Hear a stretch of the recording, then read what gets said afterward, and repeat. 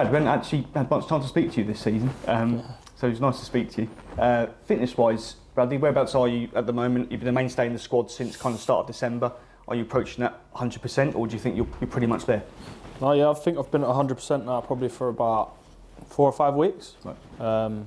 Obviously, I've had a lot of training now, probably 9 or 10 weeks fully training. So yeah, I feel like I'm ready to go. It's just about getting in the team, I guess. Yeah, absolutely. I mean, we're not the best run of form. We can't hide away from that, can we? Off to Barrow at the weekend. They're down there with us in a similar kind of form in terms of points per turn. How important is it to try and get something from this game? Yeah, massively important. Obviously, yeah, it's been a tough run. I don't think it's through not trying. Obviously, everyone wants to win games, and we know we should be in a better place in the league. There's no doubt about that. But sometimes it's hard to put a finger on what's going wrong. But we've got to snap out of it quickly, and it starts on Saturday. Doncaster were in a similar position last season. They were kind of bottom 6 or 7 and went on an amazing run to get into the playoffs. Although that's going to be a tricky task, I suppose you just got to maintain that positive energy and a positive mindset. Yeah, I think you have to. Listen, there's a team every season that comes late. I'm not saying that's going to be us, or we can't say that we haven't won in a lot of games. So we just have to build on the next game, and try and put a run together. But yeah, we'd be looking up rather than down, I think, is the answer to your question. And hopefully we can put a bit of a run together, and you never know what happens. Fans turn up in the numbers, home and away. I think they will do Barrow on Saturday, 6.5 hours. It's a long journey for them. Obviously, they are a touch frustrated at the moment. I guess you guys kind of appreciate that, because I guess you're feeling exactly the same in the dressing room. Yeah, we understand their frustrations. It's frustrating for us as well as them. We want to put on performances for them. Like you said, they're travelling their numbers away, and you get a good number at home. So we want to do the best for them and the best for ourselves, and help the club get to a better level. It's difficult, obviously. They're frustrated, and I think you can hear that in the home games at points. And we need them to feel like they need to get on board with us, you know what I mean? We all need to be together as one, and I think over the last few weeks that's maybe been a little bit fractured. So that's something we have to kind of give them something to get hold of and get after us, and hopefully we can do that. Lovely. Bradley, appreciate your time. Matt Cole, please. How tough mentally has it been for you, working your way back to full fitness from where you were, I suppose, over the summer? Yeah, it's been a bit of a weird year, I guess. Obviously Bonds brought me in, and then I obviously missed pre-season, so I was kind of catching up, and then I think maybe we got a bit ahead of ourselves, and I had a little niggle, and then that turned into something else, and it was kind of stop-start for me probably for the first till middle of November, and that was when I went back into training, kind of middle of November, and then we had a kind of a plan, and obviously unfortunately Bonds got sacked, so that plan obviously changed. But yeah, I feel really fit. I feel ready to go. I feel like I need to have a run of games. I feel like that's something obviously I haven't had, and I've been open and honest with the new team, the manager and Jimmy. Listen, it's hard to guarantee someone they're going to play, but obviously I come here to play, and I feel like I haven't had the chance to show what I can do yet. I need to get into a rhythm, and hopefully I can get in the team soon. It was a big thing, I guess, wasn't it? For you over the summer, moving back to Gills. I mean, I don't know how much you think of it as your home, given what you did at Blackburn and in the Championship. But how big a deal, I suppose, was that for you as psychologically to come back to? Yeah, no, of course it was big. Listen, it's where I started, and my family are still down there, and my wife's from the south. So yeah, it was nice to come back. It's nostalgic, but I wanted to come back to first of all play and enjoy my football, and second of all to get the club where it should be, and that's out of this league. And at the minute that's not happening, so that's really frustrating for me, especially with my links to the club and kind of feeling like it is home. So yeah, it's been difficult, and hopefully I can help change that. And obviously relationships change, don't they, in football? I mean, as you say, Mark Bond's no longer at the club. He's brought you in as well. Has it been difficult for the players to adjust to John Coleman coming in? I guess it's always difficult when there's someone new coming in and there's new ideas, new thought processes, and trying to adapt, because obviously Bonds and Hazy had a kind of set way of doing things, and you kind of bought into that, and everything's kind of the same, and then it changes really quickly and you have to adapt quickly, and it can be difficult, and that can be sometimes the reason why maybe we haven't quite found our feet yet under the gaffer, and that's something we've got to change together as a group. That's the staff and all the players. So listen, it's working hard on the training pitch, and that's where you've got to do your work, and then hopefully we can translate that into games. I don't know if there's somewhere I'm sure you didn't foresee this situation because the squad built over the summer, Mark Bonner, a lot of optimism around the club as well. Has that been sort of difficult to watch from the sidelines when you haven't been playing? Yeah, because obviously I want to play it, and I know I can affect games at this level, and I still have a lot of belief in my ability that I'm one of the best players in the league. So yeah, it's frustrating seeing it and not being able to help, especially at the start of the season, and then obviously now being involved and not being in the team is difficult as well, because I still feel like I can affect the games in a positive way. So yeah, difficult. And everyone's trying to put their finger on how Gills got themselves in this position, this winless run, and how you change it. But with your experience, is it the sort of thing that could almost change overnight with the right result, with the right combinations? 100%. Habits. Winning's a habit, losing's a habit. So you have to break them habits quick. And anyone will tell you that's played the game, once you start winning, you kind of roll, and then you get onto a run, and it, like I said, it becomes a habit, and it feels almost easy to win games, rather than when you're in a losing run, it's kind of looking around where your next win comes from, and to get out of that, it is literally hard work, a bit of determination. Do you know what I mean? Roll your sleeves up, and you have to kind of go to war and grind it out to get back out of that, and then you can start your run again. And listen, we probably should have won at Grimsby on a Tuesday. Saturday was difficult, but yeah, I think Tuesday we could have definitely stopped it, and conceding a late goal like that, it's difficult, because I thought we played really well that night. But yeah, we just got to keep going. And for the situation for you then at the moment, you're championing a bit to basically prove yourself to get into this team.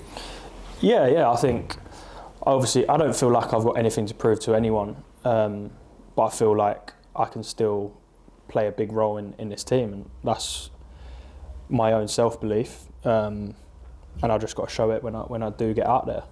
Like I said, I think it's hard if you're in for one and you come out for a couple. I think I've always struggled over my whole career to do that, and like I said, I can't have anyone guarantee me that I'm going to play games, but I feel like to get into a rhythm, you need 5, 6, 7 in a row to kind of find your feet and find your form. And you've had a great relationship with the Gills fans, obviously. Everyone was so very sorry to see you leave, but I guess a lot of people are very proud of what you did in your career at that point. Now you're coming back into a team at a low ebb, I suppose, in the supporters' views, and with them sort of with their confidence on the floor, most of the fans as well. That can't be easy.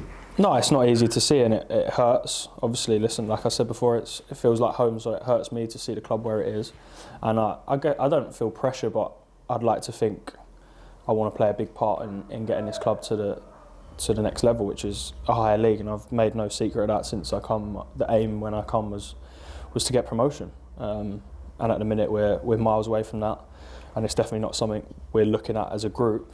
But like I said, once you get into a winning run, there's been lots of teams in the past that have come late, and I think we're probably still not quite out of it, but we have to look up rather than down. All the relegation talk and stuff like that, that's a nonsense really for a club like this. We shouldn't be looking down the table, we have to be looking up, and that's how we have to stick to. And the players that come in the summer and in January, do you see the quality in the squad to do that potentially? Yeah, the quality's there and in the squad, but it's easier said than done. It's football's don't really work like that, does it? When you have good players, it doesn't guarantee you success. I think you can see that in lots and lots of teams. Man United have spent billions and they're not successful. So just because you have a good budget or you think you have the best players in the league, it doesn't. It's all about gelling together as a team. You've got to play the right way. You have to have the right mentality. It's lots of different things go into being a successful football team, and at the minute we're not getting enough of those right. So what would success mean to you? I mean, if you could make a run for the playoffs this season, next season, with the bond you have with the club, what does it mean to you as a lad having come through this club? It means an awful lot, a massive amount, and like I said, I want to get promoted with this team again, and I feel like it's definitely a possibility, whether that's this year or next year or whenever. I feel like I can definitely play a big part in getting this team to the next level, and it'd mean an awful lot to me. I think it'd even mean more than the first time I was here when we got out of this league, because I feel like I'd play a bit more of a part in it, and hopefully, just take us to the next level. I'm dying to get there, and it'd mean, like I said, it'd mean a lot more to me doing it here. It's not the most fashionable place to start a winning run, but Barrow on Saturday? I've played a few times there actually. We used to play them in pre-season at Blackburn. I know it's a long way away because it used to be far from Blackburn, so coming from down there, it's a nightmare to get to. But yeah, listen, there's no better place to start. It's the next game, so that's the one we have to take, and we go there trying to get 3 points, no doubt. Thank you very much. Thank you. You had some great years here, didn't you? And then you had some brilliant years at Blackburn. I mean, just to try and get to those levels again was just something you've got to aim for. Yeah, I think I'll always aim for that, and like I said, I have a lot of self-belief in my own ability and what I can provide and give to the team. Listen, I've had 2 big injuries that I know I would probably not be able to get to the same level as I was at, where I was, but I think I've changed a little bit my game now, and I've adapted to them circumstances. I was never the quickest, so I've not lost a yard of pace. It's just sometimes it's little movements, and obviously as you get older you feel little niggles and stuff like that. I've adapted, and I feel like my game's actually in a better place in my mind now than it was when I was that age, and I could get around and chasing defenders down and all that kind of stuff. I remember when you were here before, your mind always used to be one step ahead of defenders to get onto crosses and stuff. You still think you're still there? Oh, 100%, yeah. I think it's hard because I feel like we've not shown our attacking talent. We probably haven't got forward enough, haven't got into attacking areas enough, don't put enough crosses in, and that's something we've been working on a training ground, and hopefully that comes to fruition soon, because I'm seeing it day in, day out, but we're not translating it onto the pitch, and I think that's the next step for this group. You've come to a club that's not in a great place at the minute results-wise, but I mean you've enjoyed some times here, haven't you? I think that you got 9th place under Justin, didn't you? It's never been beaten since. 9th in League One, yeah. We should have got promoted that year. Yeah, still talk about it now. It's one that hurts still. I think it was top of the league. We beat Peterborough 2-1 out here. I think it was end of Feb to go back to top, and then it was me, Eags and Dom Samuel got injured in the same week, and we didn't win for the rest of the season. I think it was nine games, last 9. Your fault. Partly. Yeah, me, John and Dom's fault it was. But it was the spine of the team, then us 3. And I think it was a big blow to lose all 3 of us in such a short period of time, and we just needed to hang on really, and we didn't. We lost some tight games. I remember we went up to Burton and conceded in the last 10 seconds from a set piece, and even Millwall out there on the last day we conceded a penalty in the last kick of the game and lost. So yeah, it was a really difficult year because it was an amazing year. It was such a great group. Everyone was together. Obviously Justin was an absolute legend, Kurz and all the stuff. It just felt like a real togetherness that got through us that year, because obviously there were some big hitters in League One. Your Wigans, Portsmouths, all them teams. I can't remember who went up that year, but yeah, we should have definitely been in the playoffs, and I think that would have been a good end to the season. But yeah, it wasn't meant to be. We finished 9th somehow. Wanted to ask you about Justin as well. It's 10 years to the day tomorrow since he joined the club. So I mean, it was great times, wasn't it? Oh, amazing! Yeah, he was such a top guy. Still hurts now, obviously, how he passed away. Still keep in contact with his son and his family and stuff like that. They're great people, but he was just a top bloke. So good with me as well, giving me such freedom. I remember one of the first conversations I had with him was that I think I was in and out of the team at the time when he come in, and he just said to me, sat me down and said, I see you as the main player in the team, and whether you play well or not, you're going to play in the next game. And which gave me a mad confidence to be like, just go and express myself. And he was the first one that brought that out in me. So I'll always thank him for that. And yeah, it was difficult because the year after, obviously, we built on paper a decent squad, brought in some big players, and started really well that year. And then kind of fell off towards the middle, and obviously lost his job, and everyone was gutted, really disappointed that he left. And obviously went on to do really well with Leyton Orient, getting them out of the conference, I think, at the time. So yeah, listen, I've got nothing but amazing words to say for a great man. Perhaps help was a big player in getting you where you got. 100%, yeah, he was massive for that 18 months, and even after that I spoke to him a lot.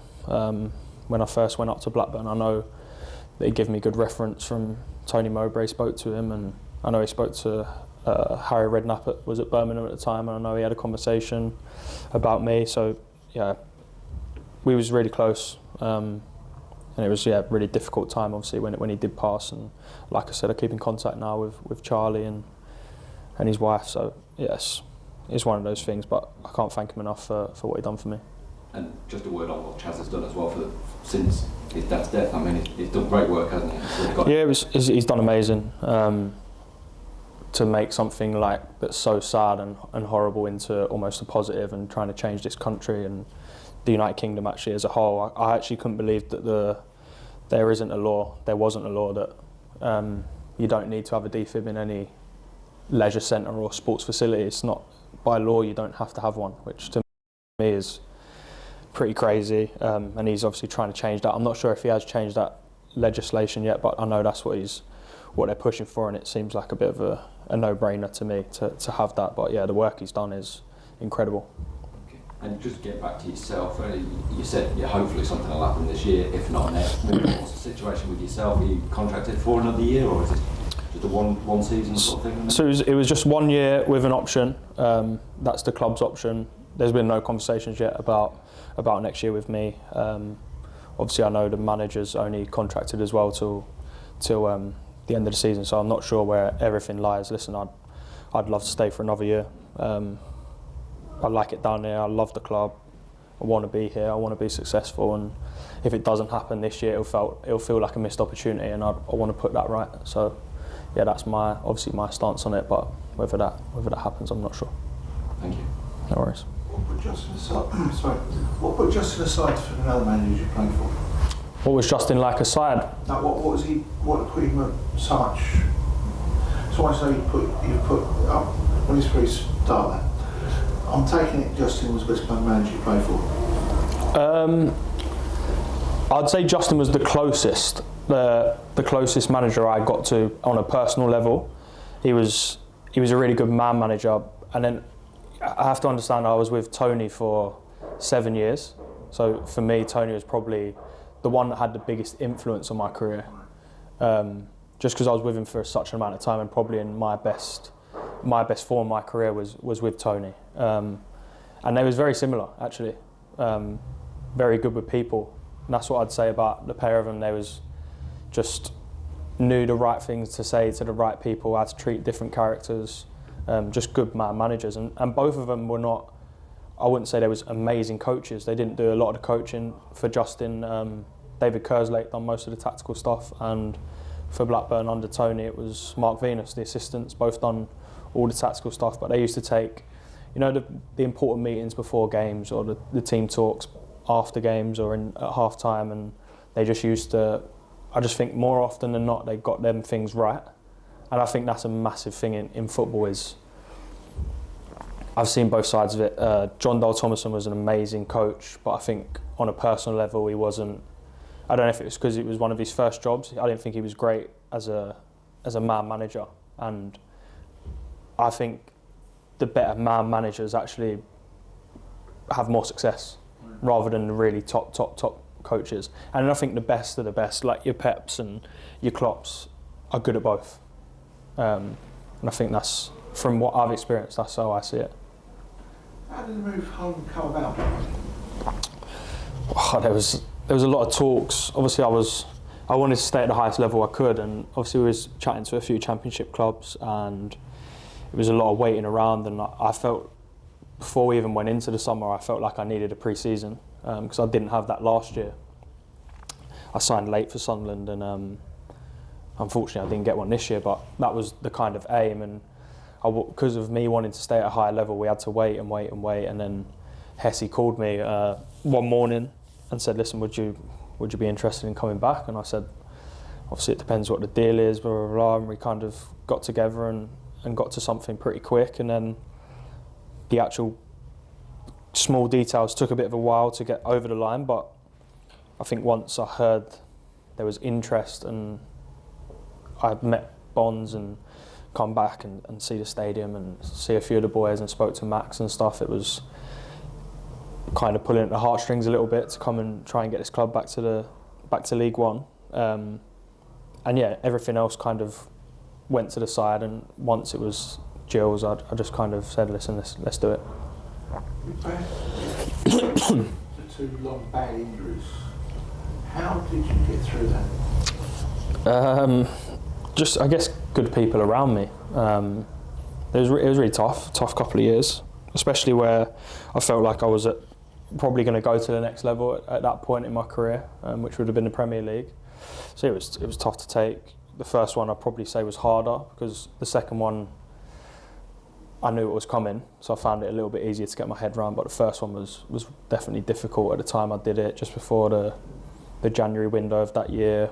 Yeah, it was tough, but I had good people around me. Obviously, my wife, my family, the people at Blackburn were brilliant physios, and I think that it was difficult. The first one was COVID, so I had my operation in January of COVID year. So COVID come in March, I think. So that whole 3 or 4 month period, I was lucky enough. My in-laws had a lovely house down in Somerset, so they had a gym, and that's where I just done all my rehab in there. I'd FaceTime my physio every morning and just do 3 or 4 hours in the gym with him, all the strengthening exercises. So I actually felt like in that period I kind of caught up, because obviously no one was playing football, so I wasn't missing any games. But yeah, it was definitely a mentality thing to try and to get through that period of my life. It was difficult, but I'd never regret anything, just because it's part of football injuries. So there was nothing I really could have done. It was just unlucky that it happened to me. You said you had great support of Blackburn. It sounds like Blackburn will live long in your heart. Do you think there was enough support for players who suffer those sort of injuries from the game in general? I think I can only speak from personal experience, and I definitely had enough support.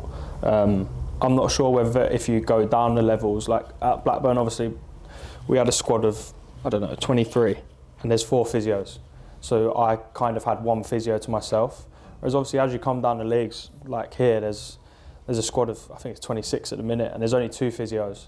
So it becomes more difficult to get that one-on-one time, which I think with a big injury you probably need. So that's probably the only difference I could say, and that's through no fault of anyone's really. It's just all comes down to money in the end, you know what I mean, and what people have got and what they haven't got. Sadly, yeah. Any old faces see you on your first day back? Obviously I've known Max for a long time, always been close, I've kept in contact with him ever since, so he was the one that he was ringing my phone and texting my phone every day when I told him, obviously, I'd spoke to the club and stuff. I think Max is the only... Kat. Obviously, I knew Kat from before, so them two were the 2 faces I knew, and then obviously got to know the other boys pretty quickly. It's a great group, it really is. I know a lot of people say that, but there's not a bad person in the group. Everyone wants to do well. It's just about transferring that onto the pitch, which is sometimes a lot harder done. What's Max like as a skipper on the pitch? Yeah, he's good, yeah. He's I actually remember when he got the armband, he took it off righty. AD Pennock, give it to Matt. That's right, isn't it? I remember it was an away trip, and he gave it, and we was all like quite close, me, righty, Max, and Aaron Morris, and he gave the armband to Max, and I didn't think Max really wanted it at the time, but he took it, and then obviously he's been captain obviously ever since. Obviously went to Bristol for a year and then come back, but no, he's a good captain, does things right, good professional. looks after himself. Obviously, you can tell that because he's never injured, plays every minute of every game. I think you'd know he's not the most vocal captain on the pitch, but when he speaks, people listen, and I think that's a sign of a good captain. He's well respected within the changing room, and he speaks when he has to, and I think that's the most important thing. I'm asked earlier on, but you're obviously enjoying being back, and you're chomping at the bit to go next time. Yeah, I'm ready to go. I feel like I've been ready to go for a good few weeks. Obviously, I was meant to start. I was starting the game at Chesterfield, which would have been nice. And obviously, we had a couple of games cancelled, which I think I was playing in as well. So it's been difficult, but I feel like I'm ready to go and ready to show everyone why I come back. Welcome back. Thank you. Thank you, gents. Thank you, Dacky. No worries.